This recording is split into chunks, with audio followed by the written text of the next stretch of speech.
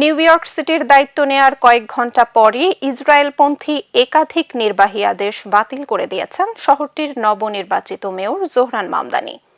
বৃহস্পতিবার শপথ গ্রহণের পর সাবেক মেয়র এরিক অ্যাডামসের নির্বাহী আদেশগুলো প্রত্যাহার করেন তিনি। তারই পদক্ষেপকে স্বাগত জানিয়েছেন ফিলিস্তিনের অধিকার কর্মীরা। আর কড়া সমালোচনা করেছে ইসরায়েল।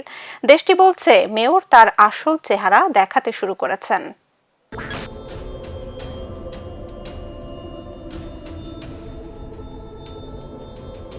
গত বৃহস্পতিবার শপথ গ্রহণের মাধ্যমে নিউ ইয়র্ক সিটির দায়িত্ব নিলেন শহরটির নবনির্বাচিত এবং ইতিহাসের প্রথম মুসলিম মেয়র জোহরান মামদানি।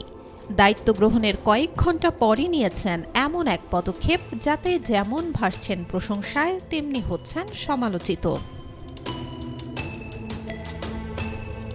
দায়িত্ব গ্রহণের পরই ইসরায়েলপন্থী বেশ কিছু নির্বাহী আদেশ বাতিল করে দিয়েছেন মামদানি, যেই আদেশগুলো জারি করেছিলেন শহরটির সাবেক মেয়র এরিক অ্যাডামস।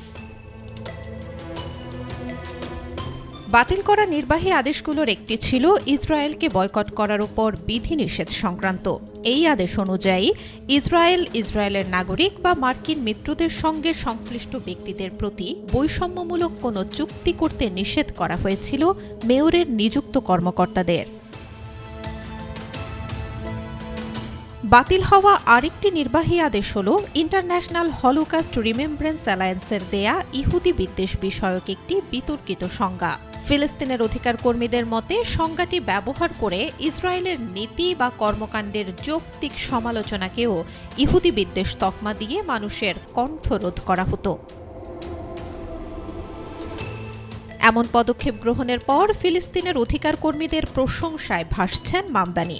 তারা বলছেন মামদানির এই সিদ্ধান্ত নিউ ইয়র্কবাসীর অধিকার ও ফিলিস্তিনিদের মর্যাদা রক্ষার ক্ষেত্রে একটি সাহসী ও ইতিবাচক পদক্ষেপ। তবে এমন সিদ্ধান্তে ক্ষোভ প্রকাশ করেছে Israel.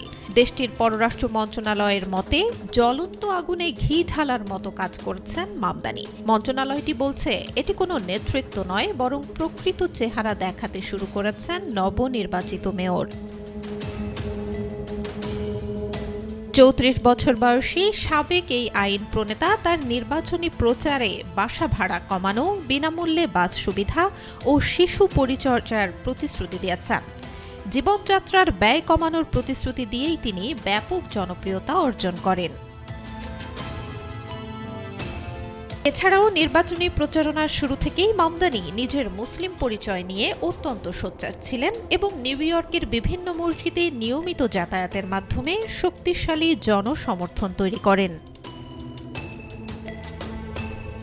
Desk report, B news 24।